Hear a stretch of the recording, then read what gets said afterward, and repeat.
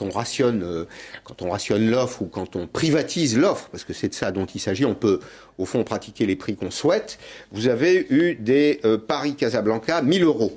L'aller simple. On fait ça en général pour quoi? 200 euros, c'est ça, aller-retour? Aller-retour, oui. En été, en vous y prenant un petit peu à l'avance, c'est à peine 120 euros. Ouais. En vous y prenant quelques jours à l'avance, effectivement, c'est 250. Donc oui, c'est 1044 là, pour être précis. 4 fois plus cher. Oui, 4 fois plus cher. Et on a même vu un Orly-Rabat, qui est la capitale administrative du Maroc, à 3267 euros 86. Ça correspond à rien. Attendez, que font les Marocains là? Ils essayent de sauver la Royal Air Maroc. Et nous, nos intérêts, quel que soit une fois de plus qu'on pense de l'avion, on a un pavillon national qui s'appelle Air France. On doit défendre Air France. Et donc, moi, je m'adresse à Mme Pompili et à M. Djebari. Il faut faire quelque chose, là.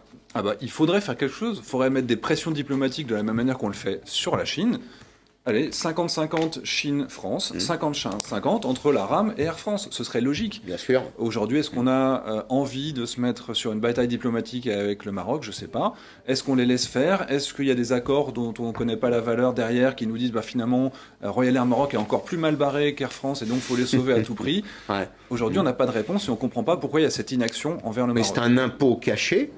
J'appelle ça un impôt caché. C'est un impôt informel, si vous voulez, prélevé sur des gens qui travaillent en Europe et qui retournent au pays. Ça a été fait. C'est un élément de décor qui a quand même son importance. Ça a été annoncé vendredi soir.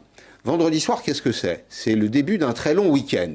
Les Marocains doivent savoir que le ministère des Affaires étrangères ou l'administration française est en pause, on va dire, jusqu'au 16 juillet, 15-16 juillet, bah, c'est le mauvais coup par excellence, non? Bah, ça laisse quelques jours, effectivement, pendant lesquels la diplomatie française ne va pas réellement réagir. Il y a évidemment des affaires courantes qui vont être traitées, mais je ne pense pas qu'on puisse dépêcher un expert aéronautique en claquant des doigts très facilement de cette manière-là.